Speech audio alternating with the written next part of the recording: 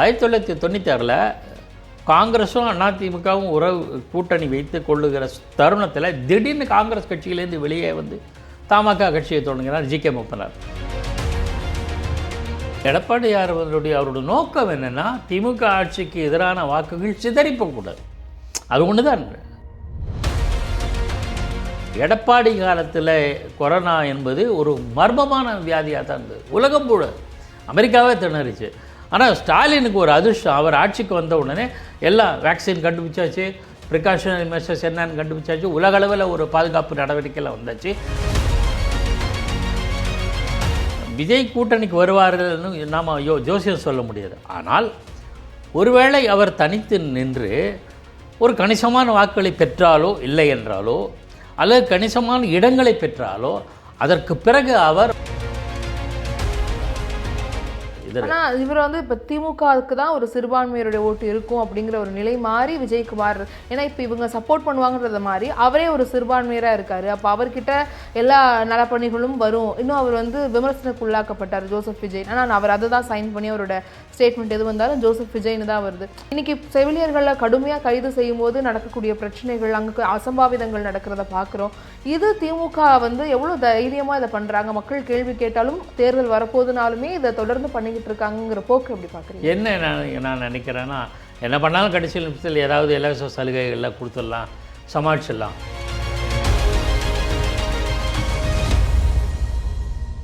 By the people நேயர்களுக்கு வணக்கம். நான் பவித்ரா சேவியர். இன்றைய நேர்காணலில் நம்மளுடன் இணைந்திருக்கிறார் மூத்த பத்திரிகையாளர் பாக்கி அவர்கள். வணக்கம் சார். வணக்கம் பவித்ரா.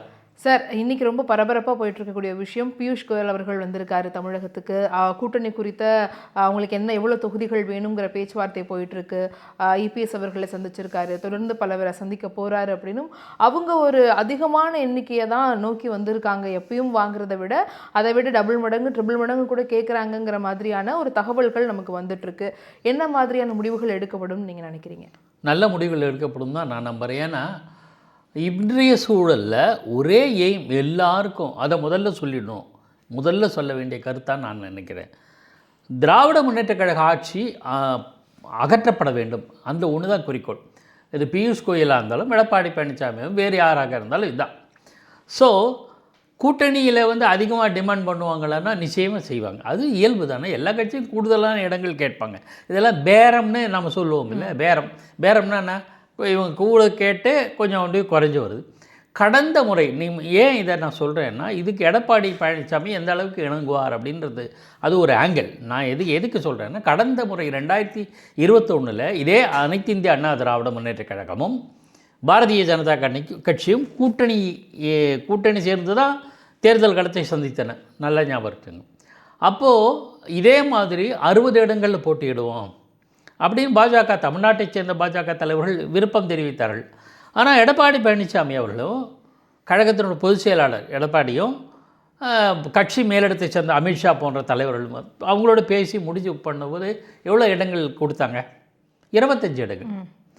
ஐ திங்க் 25 அந்த மாதிரி தான். அந்த அளவுக்கு அதுக்கு மேலே எடப்பாடி தருவாரா அல்லது அவரை கேட்டு தர்ம சங்கடத்தில் ஆழ்த்துவார்களான்னு ரெண்டு இருக்காது. அவங்களுக்கு யதார்த்த களம் தெரியும். இங்கே மாநிலம்னா மாநில கட்சி தமிழகத்தை பொறுத்தவரை இன்றுள்ள சூழலில் வந்து இணக்கமாக கூட்டணி அமையணும் தான் மேலிடம் விரும்புது. திமுக அகற்றப்பட வேண்டும், ஆட்சி அமைக்க அகற்றப்படும் என்ற குறிக்கோளில் இருக்கிறதுனால எந்த விதமான உரசலை வந்து கேட்குறதுக்கு கேட்டுருவோம் 60-20. அப்படி கேட்குறதுக்கு ஒரு ரீசன் உண்டுனா, காரணம் உண்டுனா உண்டு. என்ன காரணம்னா, ஓட்டுகள் கட்சிகளுடைய வாக்குகள் வந்து சிதறக்கூடாது. ஆனால் அது திமுக ஆட்சிக்கு எதிரான வாக்குகள் சிதறக்கூடாது.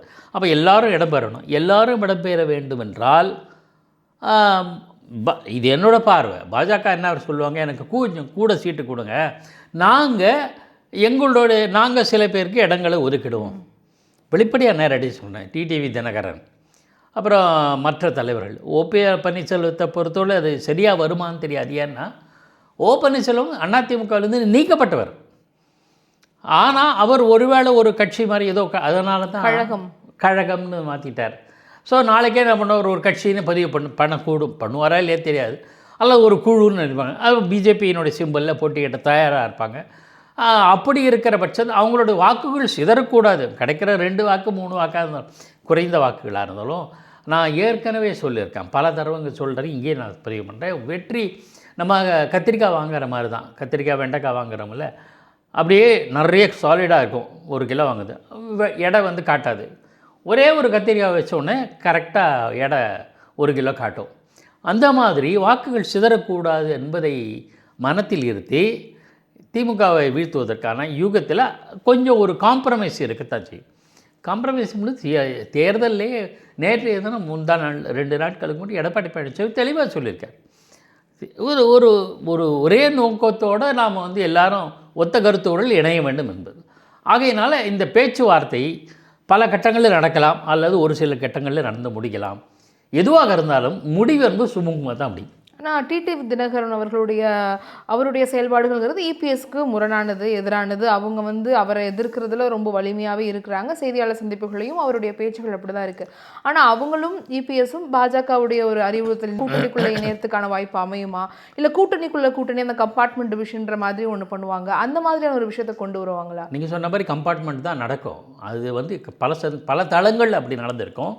உதாரணத்துக்கு பெரிய கட்சிகள், இப்போ ஜெயலலிதா அம்மையார் முதலமைச்சர் அதிமுக பொதுச் செயலாளராக இருந்தபோது 2001 தேர்தலை சந்திக்கும் போது இப்போ தமாகவுக்கு இவ்வளோ சீட்னு ஒதுக்கி அதுலேருந்து உள் ஒதுக்கிட காங்கிரஸ் மற்ற கட்சிகள், அது மாதிரி நடந்த சம்பவங்கள் நிறைய உண்டு. ஒரு உதாரணத்தில் இல்லை, பல சம்பவங்களும் உண்டு. அந்த மாதிரி உங்களுக்கு இல்லை பாஜகவுக்கு இவ்வளோ கொடுத்துரு, உங்கள் சிம்பலில் பாஜகவோட தாமரை சிம்பலில் இதை நேரெல்லாம் போட்டிங்கன்னா நீங்கள் கொடுங்க, எங்களுக்கு இல்லை, எங்களுக்கு இவ்வளோ சீட்டு. அதிமுக பெரிய கட்சி மாநிலத்தில், எங்களுக்கு இவ்வளோ கட்சி, பாஜக தோழமை கட்சி அவங்களுக்கு இவ்வளோ ஒதுக்கிடுறோம், நீங்கள் அதை பிரிச்சுட்டிங்களா, அது குவைட் ஈஸி இல்லை, பாசிபிள், ஈஸி, ப்ராக்டிக்கல், யதார்த்தமானது கூட. ஸோ அந்த மாதிரி செய்வாங்க. கம்பார்ட்மெண்ட் நீங்கள் சொன்ன மாதிரி அதிமுக நாங்கள் ரெட்டை இலையில் இத்தனை இடங்களில் போட்டிக்கிட்டு போகிறோம், மீறி உங்களுக்கு அப்புறம் தமாக வந்தோன்னா அது தமாக இருக்க தான் செய்யுது. இந்த கட்சியில் அவங்க சைக்கிள் சின்னமும் அவங்களுக்கு உண்டான சின்னத்தில் போட்டிக்கிட்டு வருவாங்க. வேறு சில கட்சிகள் இணைந்தால் வரக்கூடும், வருவதற்கான சான்சஸ் இல்லைன்னு நம்ம முடிவு செய்ய முடியாது. 1996 காங்கிரஸும் அதிமுகவும் உறவு கூட்டணி வைத்து கொள்ளுகிற தருணத்தில் திடீர்னு காங்கிரஸ் கட்சியிலேருந்து வெளியே வந்து தமாக கட்சியை தொடங்குகிறார் ஜி.கே. மூப்பனார். கடைசி நிமிஷத்தில் எந்த மாறுதலும், எந்த ட்ரமாட்டிக் சேஞ்ச் நடக்கும். ஆக இன்று உள்ள சூழல் இந்த கூட்டணி பல கட்டங்களில் கூட நடக்கலாம், ஆனால் சுமூகமாக நடந்து தீர்வு எட்டப்படும்னு நினைக்கிறேன். இப்போ நேற்று செய்தியாளர் சந்திப்பில் எடப்பாடி அவர்கள் ஒரு விஷயத்த சொல்லியிருந்தார். அவர் சொன்னது ரொம்ப கவனமாக ஆகப்பட்டுச்சு. இன்னும் இவர் விஜயை கூட்டணி கூப்பிட்டு இருக்காரு. ஏன்னா விஜய் அவர்கள் வந்து அதாவது திமுகவை எதிர்க்கிற எல்லாரும் ஒன்றா சேர்ந்துக்கலாம் அப்படிங்கிற மாதிரி ஒரு சூசகமாக சொல்லியிருக்காரு. அவர் விஜயை தான் கேட்குறாருங்கிற மாதிரி. ஏற்கனவே அவர் கொடி இவர் தான் சொன்னார், திரும்பவும் அவர் சொல்கிறாரு. ஆனால் அந்த பக்கம் விஜய் அதை பற்றின எந்த ஒரு கமாண்டுமே கொடுக்காம நாங்கள் கண்டுக்கவே இல்லைங்கிற மாதிரியான ஒரு டோன்லேயே அவர் மெயின்டைன் பண்ணுறாரு. ஆனால் ஏன் எடப்பாடி அவர்களை தொடர்ந்து அதை கேட்குறாருங்கிற ஒரு கேள்வி. எடப்பாடி அவரோட நோக்கம் என்னென்னா திமுக ஆட்சிக்கு எதிரான வாக்குகள் சிதறிப்பக்கூடாது, அது ஒன்று தான் அல்டிமேட்டு. அவர் பல தளங்களில் சொல்கிறார். அதாவது அதிமுக பாஜக கூட்டணி இந்த முறிஞ்சதில் மக்களவை தேர்தல் சமயத்தில் தானே ஒரு சின்ன பிளவு வந்தது. அதுக்கு முன்னாடி கூட்டணியில் தான் இருந்தாங்க. அந்த சமயத்திலேயே இஃப்தர் நோன்புன்னு நினைக்கிறேன், அந்த கூட்டத்தை நான் போயிருந்தேன். அதுலேயே சொன்னார், கூட்டணி வேறு கொள்கை வேறு. கூட்டணி என்பது அரசியல் தேவைக்காக. நேற்று கூட என்ன சொன்னார்னு நல்லா கவனிக்கணும். அரசியல் தேவை, அந்த சந்தர்ப்ப சூழலுக்கு ஏற்ப கூட்டணி அமைக்கப்படுகிறது. இயல்பு தானே, ரொம்ப யதார்த்தமாக ப்ராக்டிக்கலாக சொல்கிற கருத்து. நீங்கள் 1977 ஒரு சின்ன சம்பவத்தை மட்டும் நினைவு கூர்றேன். காங்கிரஸ் கட்சி ஆட்சியில் இருந்தது இந்திரா காந்தி அம்மையார் தலைமையில். அந்த இந்திரா காந்தி தலைமையிலான அமைச்சரவையில் இடம்பெற்றவர் ஜெகஜீவன் ராம். அந்த அமைச்சர்கள் இருந்தார். அவருக்கு எதிராக ஜனதா கட்சி ஒரு கட்சி இல்லை, பல கட்சிகள் சேர்ந்து உருவான ஒரு கட்சி, ஒரு கூட்டணி அப்படியே கட்சியாக மாறிச்சு. அந்த காங்கிரஸில் இடம்பெற்ற ஜெகஜீவன் ராம் கடைசி நிமிஷத்தில் கட்சியிலேருந்து வெளியேறி ஜனதா கட்சியோடு சேர்ந்தார். ஜனதா கட்சியோடு கூட்டணி அமைத்து களம் கண்டார், வெற்றி கண்டார், அது வேறு.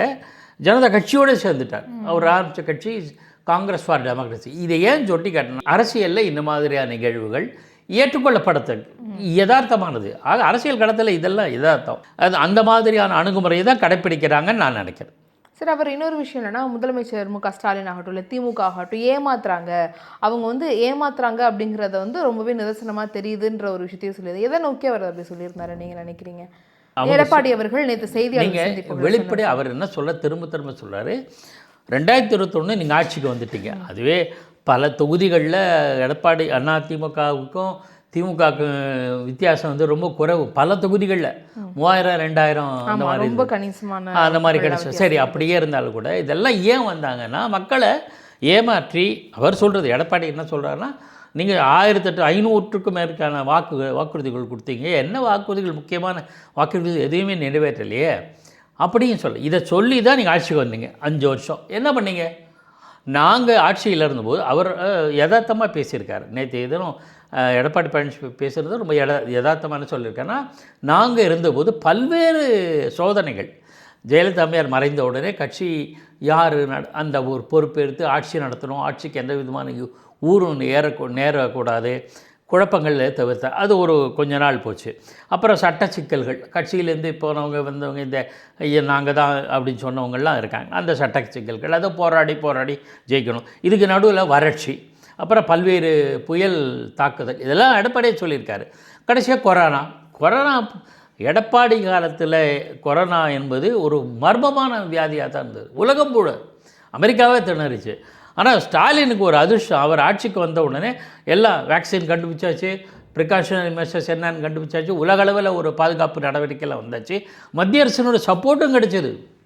ஆக்சிஜன் கேட்டாங்களா அங்கே கொடுத்தாங்க. இந்த அளவுக்கு அவருக்கு அதிர்ஷ்டம் இருந்தது. ஆனால் இவ்வளவு சிக்கல்களுக்கு நடுவில் எடப்பாடி வந்து எந்த விதமான பெருமளவுக்கு தன்னுடைய ஏற்கனவே சொன்ன வாக்குறுதிகளை நிறைவேற்றாரா, சிக்கல் இல்லாமல் பார்த்துக்கிட்டார். நான் யதார்த்தமாக சொல்கிறேன், நான் வேறு எதுவும் மிகைப்படுத்துதில்லை. இவர் ஆட்சிக்கு வந்த பிறகு ஏதோ சில வாக்குறுதிகளை சொல்லிட்டு வந்தார்ல, அதில் முக்கியமான எந்த வாக்குறுதிகளும் நிறைவேற்றும். அதைத்தான் எடப்பாடி பழனிசாமி சுட்டி காட்டுறார். நீ பண்ணியிருந்தா ஏதாவது மக்கள் பலன் கொடுப்பாங்க, பண்ணலை, அப்போ நீ வெற்றி பெற்றது என்ன காரணங்கிறதையும் மறைமுகமாக சுட்டி காட்டிட்டார்.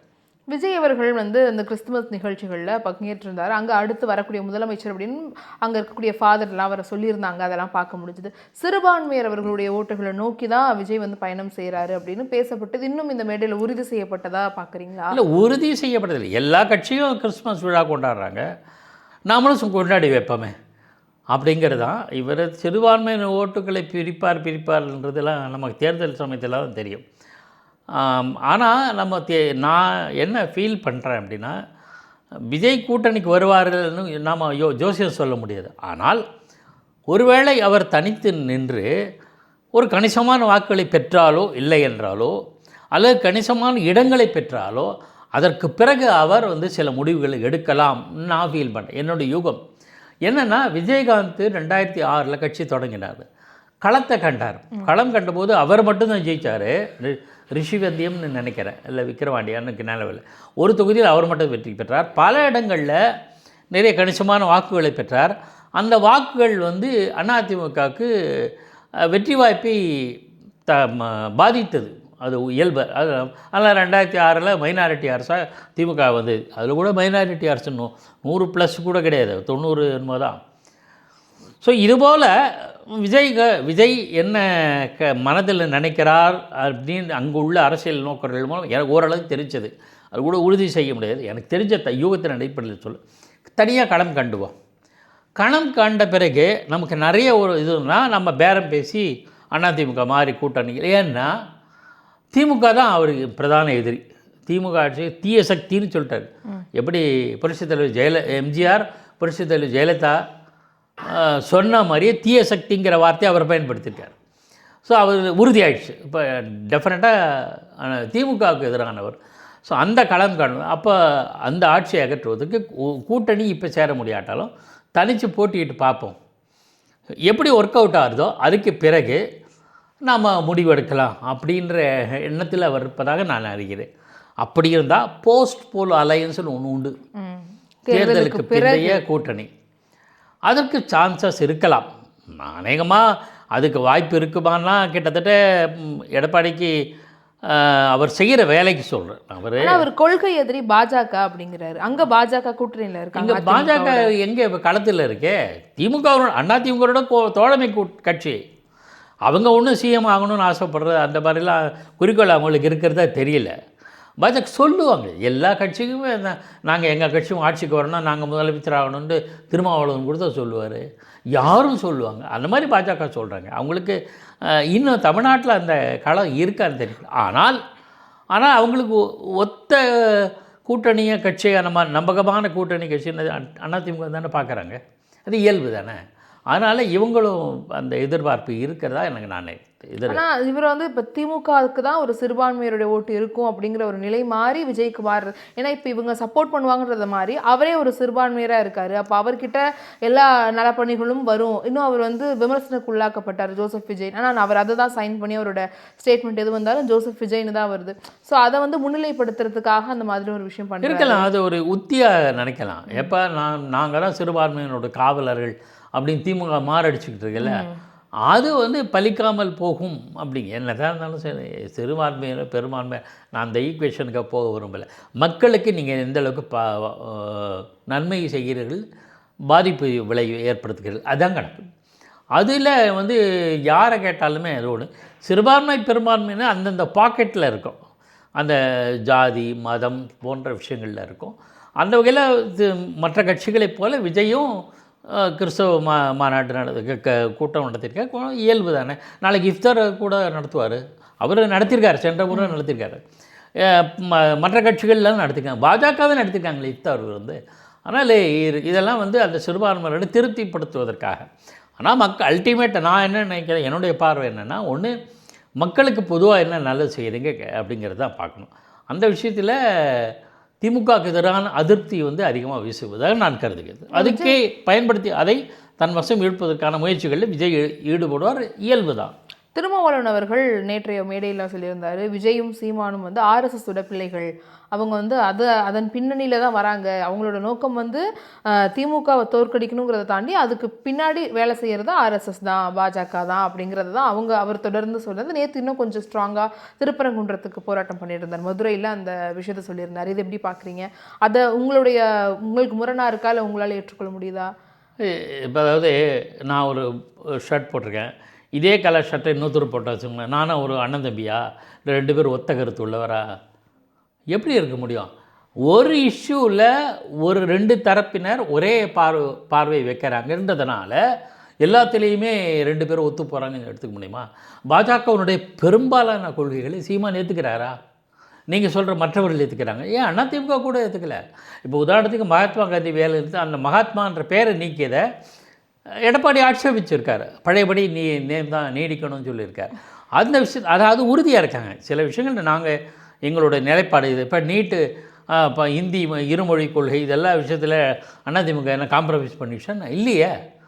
எது யதார்த்தமோ அதுக்கேற்ப செயல்படுகிறாங்க, அதில் அது கிளியராக இருக்காங்க. ஸோ சீமானும் அவர் தமிழ் தேசியம் என்ற கருத்தை முன்வைக்கிறார், திராவிடம் என்ற கொள்கையை சொல்லி கொண்டு இருக்கிறார். அப்படி தான் சொல்லுவேன். திராவிட கொள்கை கோட்பாடுகள்னு சொல்லிகிட்டு இருக்கிற திமுக அதுக்கு எதிரான சீமான் சில கருத்துக்களை முன்வைக்கிறார். அதே மாதிரி திராவிடத்தை எதிர்த்து பாஜகவும் செயல்படுது. அதுக்காக பாஜகவும் சீமான் ஒன்று இந்த டீம் ஏ டீம் பி டீம்னு சொல்ல முடியுமா? அதெல்லாம் ஏற்புடையதில்லை. அது லாஜிக்கே கிடையாது. ஒரு கருத்தை வச்சுக்கிட்டு நம்ம சொல்ல முடியாது. ஆனால் திமுகவுக்கு எதிர்ப்புகள் அதிகரித்து வருகிறது என்பது இதை காட்டுகிறது. சரி, இப்போது தேர்தல் வரக்கூடிய நேரத்தில் செவிலியர்களுடைய போராட்டம் ரொம்ப கவனம் பெற்றிருக்கு. அவங்கள இப்போ கைது செஞ்சுருக்காங்க. ரொம்ப காவல்துறைகளுடைய கடுமையான நடவடிக்கையாக நம்மளால் பார்க்க முடியுது அந்த காட்சிகள் எல்லாமே. ஏற்கனவே தூய்மை பணியாளர்களுடைய போராட்டம் நடந்துச்சு. ஆசிரியர்கள் ஒரு பக்கம் போராட்டம் பண்ணிக்கிட்டே இருக்காங்க. தலைமைச் செயலர் இந்த மாதிரியான தொடர்ந்து போராட்டங்கள் பண்ணுறது. இன்னைக்கு செவிலியர்களை கடுமையாக கைது செய்யும் போது நடக்கக்கூடிய பிரச்சனைகள், அங்கே அசம்பாவிதங்கள் நடக்கிறத பார்க்குறோம். இது திமுக வந்து எவ்வளோ தைரியமாக இதை பண்ணுறாங்க. மக்கள் கேள்வி கேட்டாலும் தேர்தல் வரப்போதுனாலுமே இதை தொடர்ந்து பண்ணிக்கிட்டு இருக்காங்கிற போக்கு எப்படி பார்க்குறீங்க? என்ன நான் நினைக்கிறேன்னா, என்ன பண்ணாலும் கடைசி நிமிஷத்தில் ஏதாவது இலவச சலுகைகள்லாம் கொடுத்துடலாம், சமாளிச்சிடலாம் அப்படிங்கிற எண்ணம் அவங்களுக்கு இருப்பதாக தான் நான் புரிஞ்சுக்கிறேன். ஏன்னா அவங்க மேலே பல புகார்கள் உண்டு, உங்களுக்கு தெரியும், எல்லா ஊடகத்துலேயும் வர்றது. அவங்க நிறைய பணம் சேர்த்துட்டாங்க, அதை வந்து பயன்படுத்துவாங்கன்னு சொல்கிறாங்க. எல்லாரும் சொல்லுது. கடைசி பட்சத்தில் இந்த மாதிரி சலுகை காமிச்சிட்டு இப்போ பொங்கல் பரிசு 5000 தர போகிறாங்க, 3000 தர போகிறாங்கன்னு பேச்சு அடிபடுது. இதே எடப்பாடி சிஎம்மாக இருந்தபோது அப்போ பல்வேறு பிரச்சனைகள் சந்தித்த போது கூட பொங்கல் பரிசாக 5000 கொடுக்கலாமே சொன்னவர் யார்? மு.க. ஸ்டாலின். அப்போ எதிர்க்கட்சிகள். ஆனால் அவர் வந்து 4.5 வருஷம் ஆச்சு. எப்போ 5000 கொடுத்தாரு?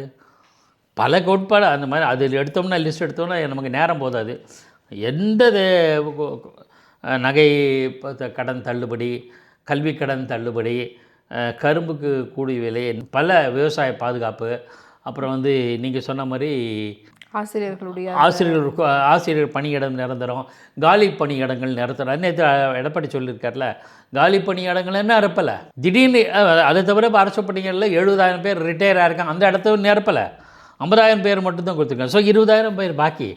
ஸோ இது மாதிரி எத்தனை ஓய்வானதுக்கப்புறம் அவங்களுக்கு வரக்கூடிய அந்த ஊதியமும் அது தரலை. இன்னமும் பல ஓய்வு பெற்ற போக்குவரத்து தொழிலாளர்களுடைய பெனிஃபிட்ஸ்லாம் கிடைக்கல. தலைமை செயலகத்திலேயே இப்போ போராட்டம். இது எந்த காலத்துலேயுமே திமுகவில் கலைஞர் கருணாநிதி ஆட்சியில் இருந்தபோது தலைமை செயலகத்தில் இருக்கணும் எதிர்த்து போராட மாட்டாங்க, சாதகமாக இருப்பாங்க. அது அவங்களுக்கு பலமாக கூட இருந்தது. இப்போ தொடர்ந்து சென்னையில் பல முறை வெற்றி பெற்றிருக்கா, எம்ஜிஆர் காலத்தில் கூட அது அளவுக்கு அவங்க இருந்தாங்க. ஆனால் இப்போது தலைமைச் செயலகத்தில் இப்போ பணியாளர்களே எதிர்ப்பு இருக்காங்க. பொருளாதாரம் விலைவாசியை கட்டுப்பட முடியல. எந்த சொத்து வரி நாங்கள் இருக்கும்போது ஏற்றவே மாட்டோம். நாங்கள் என்னாச்சு? மின் கட்டணம் மாதம் ஒரு முறை விரைவில் வரும். நாங்கள் என்னாச்சு? எதுவுமே நிறைவேற்ற முடியலை. அவங்க திட்டமிடல் இல்லை அப்படிங்கிறது கூட கிடைக்கிற வருவாய் எங்கேயோ போகுது. மத்திய அரசை கேட்டு பெற வேண்டும், வாதாடி பெற வேண்டும், வெற்றி பெற்று அதை வாதாடி பெற்று பெற வேண்டும்னா அதுக்கு உங்கள் கட்ஸ் இருக்கணுமில்ல. அதெல்லாம் என்ன காரணமோ தெரியல, இந்த அரசாங்கத்தில் செய்யலை. அந்த ஏமாற்றம் மக்களை பாதித்திருக்கிறது. அதனுடைய விளைவு தான் இந்த போராட்டங்கள். தூய்மை பணியாளர்கள் நீங்கள் சொன்ன மாதிரி செவிலியர்கள் போராட்டம். செவிலியர்கள்லாம் பணி களப்பணியில் இருந்தாங்க, கொரோனா காலத்தில் இருந்தாங்க. அவங்களுக்கெல்லாம் பணி செய்வோம்னு சொன்னாங்க இல்லையா, ஒன்றுமே நடக்கலை. ஆக இந்த அதிருப்தி, கோபம், ஆதங்கம் தேர்தல் எதிர்களுக்கு கூடும். அது வாய்ப்புகள் நிறைய இருக்குல்ல. இன்றைக்கி விஜய் அவர்களுடைய பனையூர் அந்த ஒரு நிர்வாகிகள் எல்லாரும் வந்திருந்தாங்க. அவருடைய காரை வந்து வழிமறைச்சிருந்தாங்க. அதில் ஒரு பெண் நிர்வாகி வந்து அவங்களுக்கு பதவி ஏற்கனவே கொடுக்க 2 வருஷமாக கஷ்டப்பட்டுட்டு இருக்கோம். ஆனால் இப்போ வந்து வேற ஒரு உட்கட்சியில் நிறைய பிரச்சனைகள் போகிறத பார்க்க முடியுது. இப்போ வந்து அவங்க காரை நிறுத்துகிற வரைக்கும் காரை நிறுத்துகிறாங்க, அதை தாண்டி அந்த கார் போகுது, அவங்க நடுவில் நின்னாலுமே அவர் இறங்கி எதுவும் கேட்கலங்கிற விமர்சனத்துக்கு உள்ளாக்கப்பட்டிருக்காரு. இந்த மாதிரியான பிரச்சனைகள் எல்லாத்தையும் விஜய் அவர்கள் எப்படி சமாளிப்பார், இல்லை எப்படி முடிவுகள் எடுப்பார்னு நினைக்கிறீங்க? விஜய்க்கு பெஸ்ட்டு என்னென்னா, மற்ற சீனியர் கட்சி பல கட்சிகள், மூத்த கட்சிகள், உதாரணத்துக்கு அதிமுக, நான் ஒரு விஷயத்தை இங்கே குறிப்பிடணும்னு ஆசைப்பட்றேன். கரூர் சம்பவத்தில் 40க்கும் மேற்பட்டோர் உயிரிழந்த துயரமான சம்பவத்தில் ஆளும் திமுக கட்சி விஜயை ப்ளேம் பண்ணிச்சு, விஜய் மேலே குற்றச்சாட்டு சொல்லுது. ஆனால் அதிமுக பொதுச் செயலாளர் எடப்பாடி பழனிசாமி என்ன சொன்னார்னா, நீங்கள் க்ரௌடு மேனேஜ்மெண்ட், கூட்ட நெரிசலை கட்டுப்படுத்துவது எப்படி, வழிநடத்துவது எப்படிங்கிற விஷயத்தை அனுபவம் வாய்ந்த எங்களை போன்ற அதிமுக போன்ற கட்சிகள் என்று கற்றுக்கொள்ளுங்கள். ஒரு டீச்சர் மாதிரி உங்களுக்கு நல்ல ஞாபகம் இதை சொன்னார். ஸோ அனுபவம் வாய்ந்த கட்சிகளான அதிமுக போன்ற கட்சிகளிடம் கற்றுக்கொண்டால் இந்த மாதிரி சிக்கல்களை தவிர்க்கலாம்ல. அனுபவம் வாய்ந்த அதிமுக போன்ற கட்சிகளிடம் கற்றுக்கொண்டால் இது போன்ற சிக்கல்களை விஜய் தவிர்க்கலாம். அதுதான் பிரச்சனை. அதெல்லாம் கற்றுக்கொண்டாலே பிரச்சனை. நீங்கள் தனி கட்சி நடத்துங்க, கூட்டணி இல்லாமல் சொந்தமாக போட்டுங்க, அது வேறு விஷயம். இவர் சொன்னார். அதுதான் நீங்கள் அந்த காலத்தில் நீங்கள் எடப்பாடி பழனிசாமி ரொம்ப எதிர்பார்த்தாருன்னு சொல்லுவாங்களே, இயல்பாக என்னென்னா அந்த மாதிரி அழைப்பு விடுத்தார், அந்த மாதிரி அறிவுரை சொன்னார். ஒரு சீனியர் டீச்சர் மாதிரி வச்சுங்களேன், இந்த மாதிரி பண்ணாதீங்க அப்படின்னு. அப்போது அந்த சமயத்தில் விஜய் வந்து டிப்ரெஸ்டாக இருந்தார் கரூர் சம்பவம் தொடர்பாக. ஒரு மாதம் அவர் வெளியில் வரல. கட்சி தொண்டர்கள் என்ன பண்ணுவாங்க, என்னையா எங்களுக்கு தலைவரே இப்போது பதுங்கிட்டாரே, என்ன ஆச்சோ, எங்களுக்கு வழிகாட்டுறதுக்கு ஆள் இல்லையே, மாலுமி இல்லாத கப்பல் போல் தொண்டர்கள்லாம் எடப்பாடியோட பிரச்சாரத்துக்கு வர்றாங்க. அப்போ தான் கொடி அசைக்கிறாங்க. இயல்பு தானே, எனக்கெல்லாம் ஆதரவாக நீங்கள் இருக்கேன்னு. இப்போ ஒரு குழந்தை இருக்குது, அம்மா ஆஃபீஸில் வரத்துக்கு லேட் ஆகுது, பக்கத்து வீட்டில் ஒரு அம்மையார் இருக்காங்க, அவங்க வீட்டில் போய் உட்காந்துருக்கோம். அம்மா வந்த பிறகு அந்த குழந்தை என்ன பண்ணும், அம்மா கிட்டே போயிடும். அப்போது அந்த அம்மா பக்கத்து வீட்டு அம்மையார் பாதுகாப்பாக இருக்காங்கல்ல, அந்த மாதிரி அதிமுக கிட்ட நாங்கள் போகிறோம் அப்படி என்கிற எண்ணமாக தானே இருக்க முடியும். இப்போ விஜய் வெளியில் வந்துட்டார், களத்தில் வந்துட்டார். ஸோ தொண்டர்கள் அங்கே போகிறாங்க. இதனால் வந்து அதைத்தான் மறைமுகமாக எடப்பாடி சொல்லியிருக்காரு, பிள்ளையார் சொல்லி போட்டதுன்னு நட்புக்கான அடையாளமாக எடுத்துக்க வேண்டியதானே. அதை கூட்டணின்னு ஏன் நினைக்கிறோம்? இவங்க ஆளும் திமுகவில் கூட்டணி எப்படி இருக்குன்னு தெரியாதா? காங்கிரஸ் மேலிட பார்வையாளர்கள்லாம் அடிக்கடி யாரை சந்திக்கிறாங்க, விஜய் சந்திக்கிறாங்கன்னு தகவல்கள்லாம் வருது. அப்போ அவங்க திமுக கூட்டணி இருப்பாங்களே இல்லையான்ற கேள்வியெல்லாம் இருக்குல்ல. நம்ம விமர்சனம் பண்ணலை, இந்த யதார்த்த காலத்தையும் பார்க்கணும். ஒரு கண்ணை மூடிட்டு இன்னொரு பக்கத்தை மட்டும் பார்க்கக்கூடாதுங்கிறது தான் என்னோடய பார்வை. இன்னும் தமிழகத்தில் இன்னும் சில அரசியல் நிகழ்வுகள், அதிரடி நிகழ்வுகள்லாம் நடக்க போகுதுன்னு நான் யூகிக்கிறேன். அது படிப்படியாக தெரியும் கொஞ்ச நாளில். எப்படியுமே பட்டாசு வெடிக்கும்போது திரி எரிஞ்சதுன்னா பொறி வரும்ல, அப்போ இந்த பட்டாசு வெடிக்கும் அப்படின்னு. அந்த மாதிரி இப்போ பொறி தெரிய ஆரம்பிச்சிருக்கு. அது எந்த மாதிரி வெடிக்கும், எப்படி போகும்ன்றது புஷ்வாலமாக போகுமா இல்லை பட்டாசு வெடிக்குமான்னு பொறுத்திருந்து பார்க்கலாம். அதுக்கான காலம் தெரிந்துவிடும். ஓகே சார், தமிழக அரசியல் களத்தில் நடக்கிற பல்வேறு விஷயங்கள் பற்றி எங்கிட்ட பகிர்ந்துக்கிட்டீங்க. தொடர்ந்து நிறைய விஷயங்கள் நடக்க போது, தொடர்ந்து பேசலாம். உங்களுடைய நேரத்துக்காகவும் உங்களுடைய கருத்துக்களுக்காகவும் ரொம்ப நன்றி சார். பை த பீப்புள் அலைவரிசைக்கு நெஞ்சார்ந்த நன்றி. நன்றி சார். நன்றி சார்.